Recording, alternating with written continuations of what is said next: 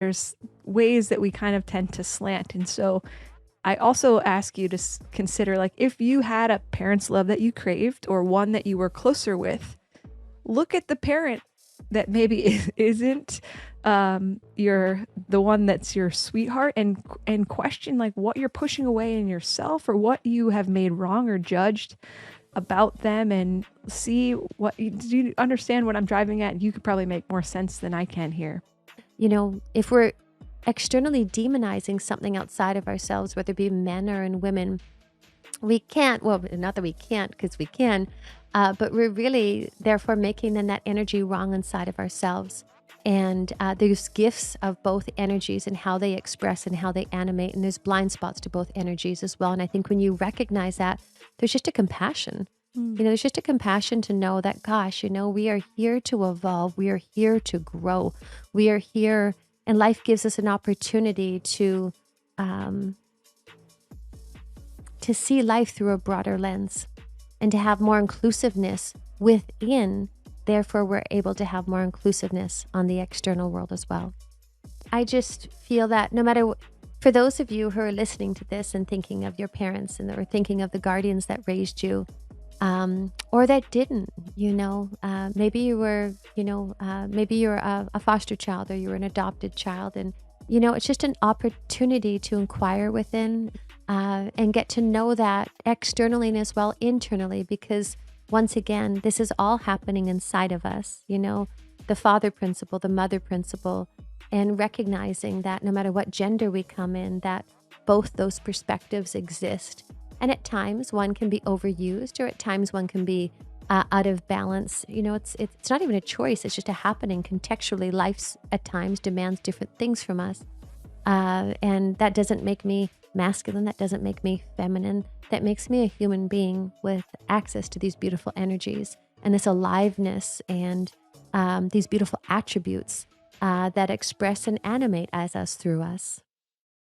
If you subscribe to the Tony Robbins newsletter, you may have gotten an email just last week. We sent it out that describes the 4 quarters, this idea of mature masculine that has the king, the magician, the warrior, and the lover. And important, just as we all have both masculine and feminine, we also, like, a great king is also a playful magician, is also a great lover, is also, the strong warrior. They overlap, and we're all these things blended. And that's what gives us the harmony and wholeness that I think we all really strive for, especially in our own evolution and maturity. Something to think about when Tony talks about beliefs that shape our entire world and our model of the world. And one kind of beliefs are global beliefs. And those are big, overarching generalizations that we make. An example of global beliefs are men are, women are, mothers are, fathers are.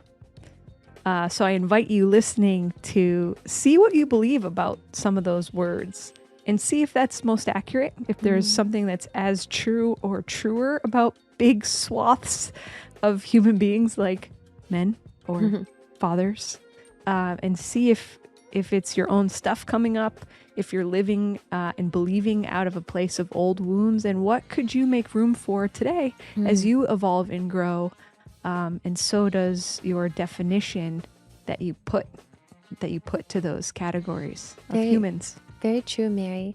As I was getting ready and just thinking of these beautiful men that I have around me, and they express and animate differently. And, Tony somebody might perceive him to be that type of warrior type energy. My father, similar. A dear friend, Billy Beck, my brother, all these really very, what people would perceive externally as masculine men. Sometimes, I'll watch Tony with some of the men in our inner world, and the dynamic and the beauty of them mirroring. I think it's just so gorgeous, because really a lot of times it's that mirrorship. It's what the other hasn't claimed with inside oneself, Yeah. And I think it's such a beautiful perspective. And Tony is such a love. One of the things that really struck me about Tone was how he expressed his affection and care and respect of other men. Sometimes a lot of men, they can kind of bro it out, and it's like, they fist bump or, things of that nature. But a lot of times they don't allow themselves to come as close and to express and convey what they really feel. And one of the things that I adored about him in the beginning was actually how he expressed his affection, his appreciation, and would hug a man. There's no filter there. And that moved me so deeply because I just feel it's accurate when we drop who we think we're supposed to be in this masculine guy. And oh no, you know what I mean? And only a fist bump, and a fist bump's cool too. But also, when love is the base, it's beautiful to be able to express that in more diverse ways. And he does that as beautiful as any man I've ever met. Without reservation. Yes. There's no physical standoffishness with Tone and other men. Hugs, kisses. He We've seen does. him kiss bald men right on the head in He the does. audience. I'll share another moment. A very dear friend of mine who's a gay man, he had said that when Tony hugged him, he hugged him without a filter. He hugged him without a holdback. And he said like he had never been held in that way, not by his own father. And he said how deeply healing that was for him.